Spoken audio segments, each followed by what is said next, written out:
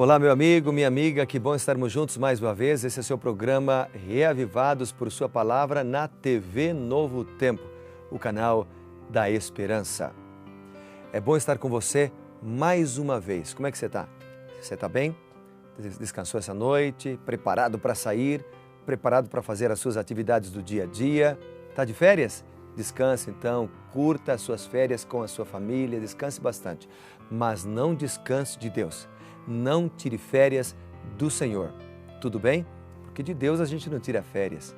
Com Deus nós temos que estar sempre, 24 horas por dia. E como tenho falado aqui no programa, não esqueça de compartilhar. Quero convidar você, já tenho feito isso e falado isso e feito esse convite várias vezes. Busca a gente lá nas redes sociais, Twitter e Facebook, PR Evandro Fávero. Mas você também pode acessar os endereços que aparecem aqui na tela e visitar o portal da TV Novo Tempo, novotempo.com. Tudo certo? Vamos fazer uma oração então para nós estudarmos hoje Eclesiastes capítulo 5, para a gente entender o que Deus quer ensinar a gente hoje. Vamos lá, vamos orar. Bondoso Deus e Pai, muito obrigado pela oportunidade de estudar a Tua Palavra mais uma vez. Dá-nos agora sabedoria, Senhor, ao abrirmos a Bíblia em Eclesiastes, capítulo 5. Em nome de Jesus, amém. Eclesiastes, capítulo 5, é um capítulo que fala da loucura dos votos precipitados. Ele mostra que Deus dá a cada um a sua porção. Ele mostra que nós devemos ser equilibrados. Vamos ler alguns versos, então, que eu destaquei nesse capítulo. Vamos lá, acompanhe comigo. Se você tem aí sua Bíblia no seu tablet, no seu iPad, no seu smartphone, enfim, abra a Bíblia agora. Ou se você tem a sua Bíblia física, sente aí na sua poltrona, na sua cadeira e vamos conversar. Vamos bater um papo sobre Eclesiastes capítulo 5. Ele começa dizendo assim, logo no verso 1. Guarda o pé quando entrares na casa de Deus. Esse guardar o pé tem a ver com reverência, tem a ver com cuidado, tem a ver com respeito. Então, quando você entrar na casa de Deus, tenha respeito. É claro que Salomão está falando aqui do santuário que ele construiu, do templo de Salomão, né? Então, mas a casa de Deus, hoje, a igreja, né, deve ser também, ela é a casa de Deus e deve ser respeitada. Quando nós formos à igreja, devemos fazê-lo com reverência. Ali está o Senhor, ali está Deus. Reverência significa entrar com espírito de adoração, com desejo de louvar o Senhor. Entrar ali com desejo de estudar a Bíblia, com desejo de aprender mais da palavra de Deus. Então, guarda teu pé, tenha esse sentimento no teu coração, ok? Depois ele diz assim, no mesmo versículo 1, chegar-se para ouvir é melhor do que oferecer sacrifícios de tolos, pois não sabem que fazem mal. Então, chegar-se para ouvir, ou seja, estar com o coração aberto, disposto, para quando você for à igreja, à casa de Deus, ouvir a palavra do Senhor. Esse ouvir significa não só aquele ouvir e esquecer, mas esse ouvir significa prestar atenção, ouvir com atenção. Esse ouvir significa ouvir tendo o desejo de praticar.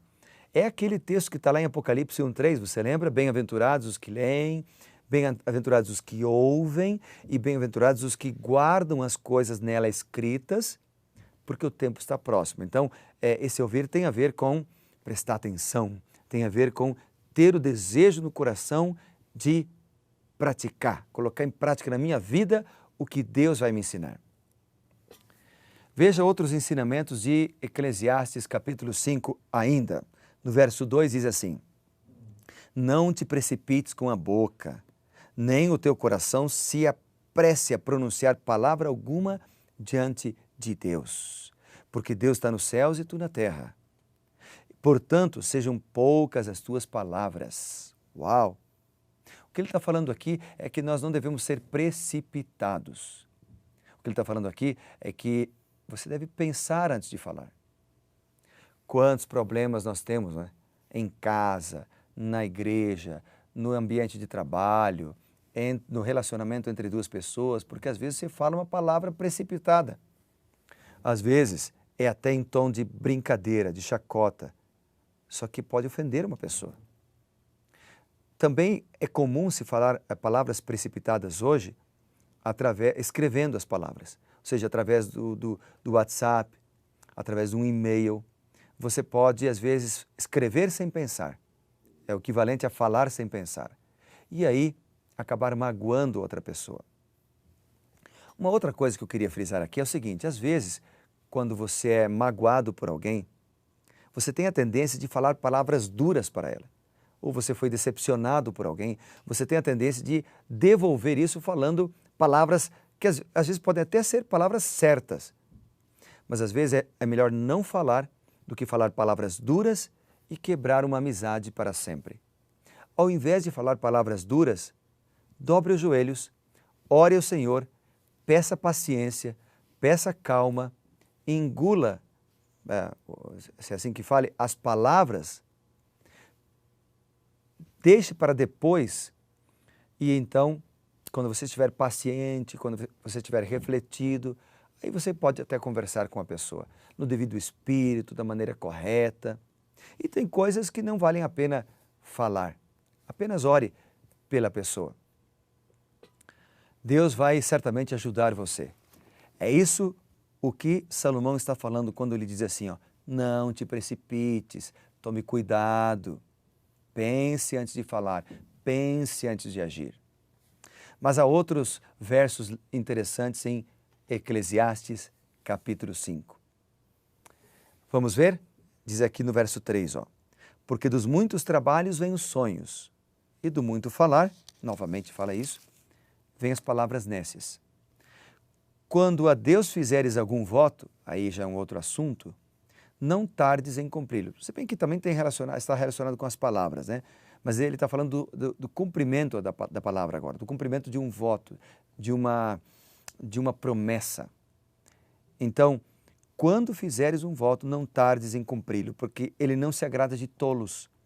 Cumpre o voto que fazes, porque é melhor que não votes do que votes e não cumpras. Eu me lembro de Mateus capítulo 5 e o versículo 37 ao ler esse verso. Mateus 5, 37 diz assim, ó, quer ver aí? Mateus capítulo 5, verso 37 diz assim, seja, porém, a tua palavra sim, sim e não, não. O que passar disso vem do maligno. Ou seja, o que ele está apresentando aqui é que nós devemos ser homens e mulheres de palavra. Ou seja, quando você fala, a pessoa confia. Quando você fala, a pessoa, ela vê em você uma pessoa íntegra. No passado dizia-se que não precisava de documentos nem de recibos, bastava o fio do bigode, né? Ou seja, a palavra. Então, um homem tem que ser honesto e íntegro naquilo que ele faz e também naquilo que ele fala. Principalmente quando ele faz um voto para Deus. Principalmente quando ele faz uma promessa para Deus. Outro versículo que eu sublinhei aqui, que me chamou a atenção, é o verso 7. Diz assim, ó, porque como na multidão dos sonhos a vaidade, assim também nas muitas palavras a vaidade. Aí ele diz, tu, porém, teme a Deus. Teme a Deus. Outra coisa que me chamou a atenção é o versículo 10, que diz assim, quem ama o dinheiro, jamais dele se farta. Mas quem ama a abundância, nunca se farta da renda. Isso também é vaidade, ou seja, é passageiro. Onde os bens se multiplicam, também se multiplicam os que dele comem. Que mais proveito, pois, têm os seus donos do que o verem com os seus olhos? O que ele está falando aqui, ó, quem ama o dinheiro, jamais dele se farta. Eu me lembro de 1 Timóteo capítulo 6, verso 10, veja o que diz ali esse texto. 1 Timóteo capítulo 6, verso 10 diz assim, ó. Vamos ler o verso 9 também, diz assim, os que querem ficar ricos caem em tentação, caem em cilada, em muitas concupiscências insensatas e perniciosas, as quais afogam os homens na ruína e na perdição.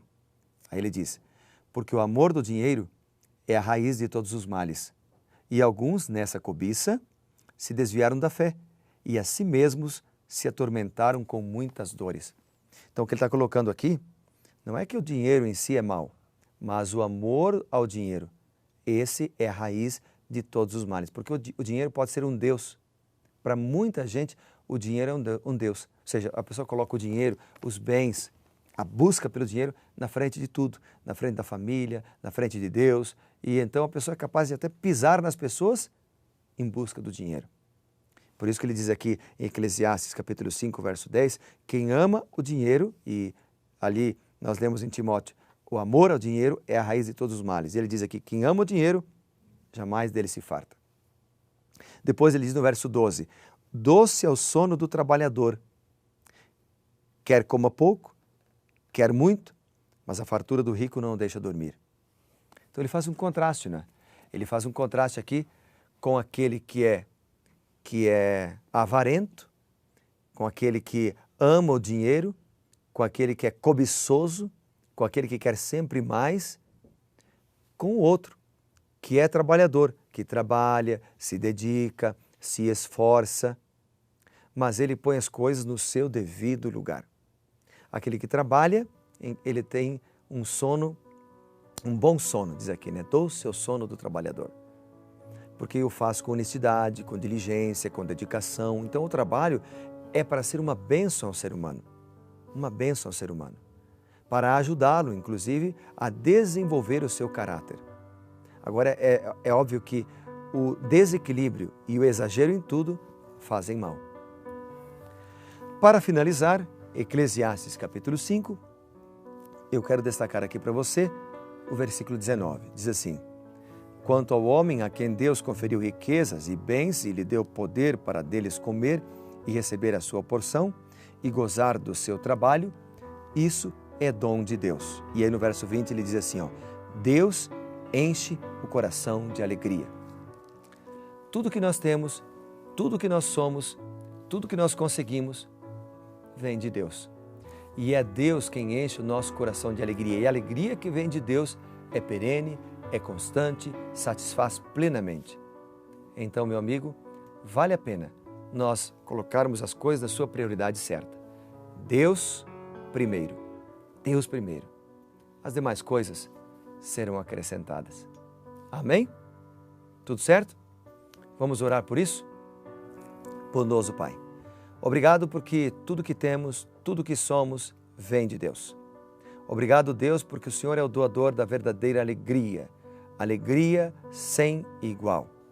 Batiza-nos com Teu Santo Espírito e ajuda-nos, ó Deus, a confiar nisso e a colocarmos o Senhor como primeiro na nossa vida.